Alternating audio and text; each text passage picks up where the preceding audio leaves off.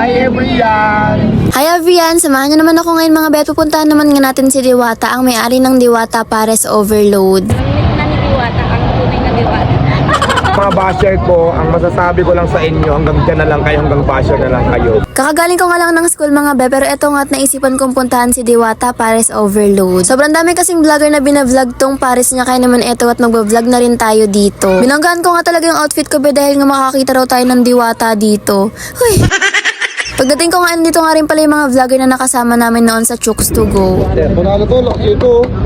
Sobrang dami nga talagang nakaparking dito be, kaya naman ang ibig sabihin na talagang dinadayo tong Diwata Pares Overload. Sa mga hindi pa nga nakakaalam be, yung may-ari nga ng Diwata Pares Overload ay yung nabalita dati sa TV na nabugbog daw. Nagmula sa kalangitan, lumagapak sa kalupaan, narito na sa inyong harapan ang nag-iisang diwata na mukhang kawatan. Oo be, siya ngayon nabalita dati na nabugbog na marampa pa talaga. Kaya pinamit nga kami ngayon sa Pasig. Tinayo nga namin si Diwata. Ayan, namimit na ni Diwata ang tunay na Diwata.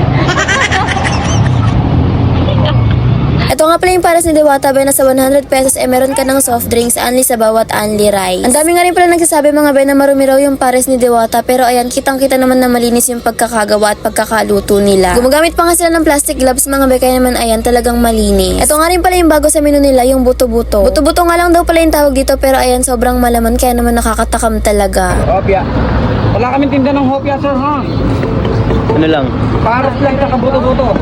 Saka chicken. Sobrang mabait at nakakatawa nga rin yung mga bantay sa Diwata Pares mga be. Kaya naman talagang hindi ka magtataka kung bakit binabalik-balikan to. Pagpunta nga naman ba hindi pa nga lumalabas ang Diwata, kaya naman ayun, mag-aantay na muna kami bago kumain. Isa nga rin daw pala to sa bagong menu nila, ang chicken ni Diwata. Saka chicken.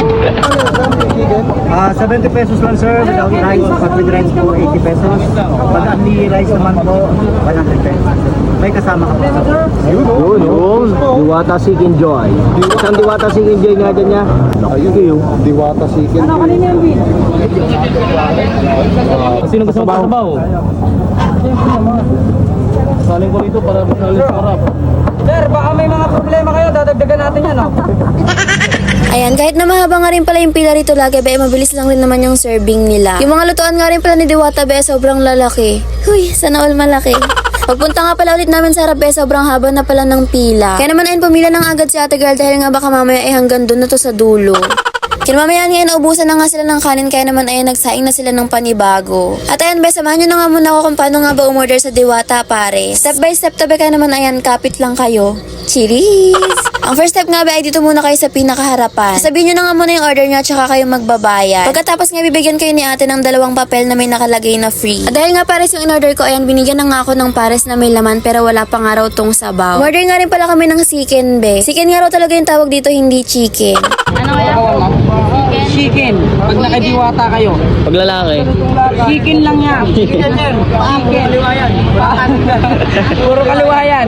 Tapos banda rito nga nagpalagay na rin kami ng sabaw kay kuya. Anli sabaw nga to, kaya naman ayan, kapag naubos mo na pwede ka pang bumalik ulit. Nilapag na nga muna namin yung pagkain na in-order namin at ayan, kukuha naman nga kami ngayon ng free soft drinks. Sa drinks po, nandun po ha. Diretso nyo lang po. Bigyan nyo lang po yung tabi.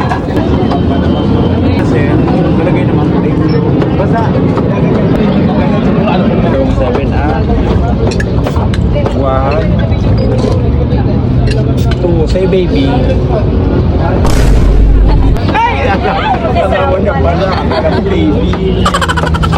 Natawa naman nga ako mga be, dahil nga ito nga nagbabantay sa soft drinks, ano kursunada pa yata tong boyfriend ko. Huy, akin na yan.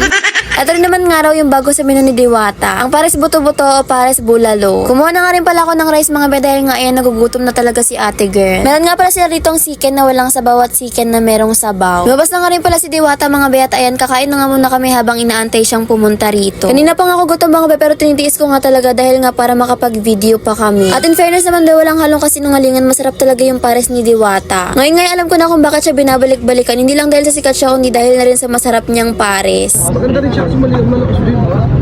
Kasi Barnwall lang yan. Ako nga lang yung kumakain dito be, natahimik. Yung mga kasama ko nga kasing vlogger, nagsasalita sila pero hindi ko ngayon kaya be, kaya naman ayan, nananahimik na lang ako rito sa gilid. Pagkatapos naman nga namin kumain be, sakto namang dumating na pala si Diwata. Welcome po kayong lahat. Vlogger ka man, basher ka man, kung sino ka man, kunyemas ka man, welcome ka dito. Stand by! Action! Ayan, may good news po tayo sa lahat po ng Diwata customers. Meron na tayong pwesto. Mas bagong pwesto, mas pinalaki, mas pinasarap at marami tayong bagong menu. Meron po tayong Diwata fried chicken, may Diwata Paris buto-buto. Pwede siya buto-buto ha, mas maraming laman. Paris buto-buto yung tawag natin, pero mas marami po ang laman at saka mas marami ang per serve, per order, good for 2 person.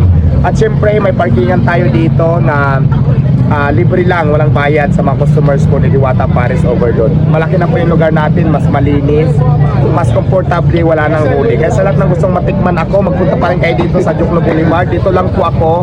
Sa dati kong pwesto, move lang kayo papunta ng unahan, lampasan nyo lang yung gate ng GSIS. Dito lang ako makikita at matitikman. Nagmula sa kalangitan, lumagapang sa kalupaan, narito na sa inyong harapan ang nag-iisang diwata na mukhang kawatan. At syempre ba yan, tinuruan na nga rin pala natin siya ng intro natin. 1, 2, 3, go! Hi everyone! Ayun nga lang yung pinasabi ko ba dahil nga nahihiya talaga. Kumukha lang talagang makapal yung mukha na Arian pero hindi be, hindi. Masabi mo sa mga basher mo?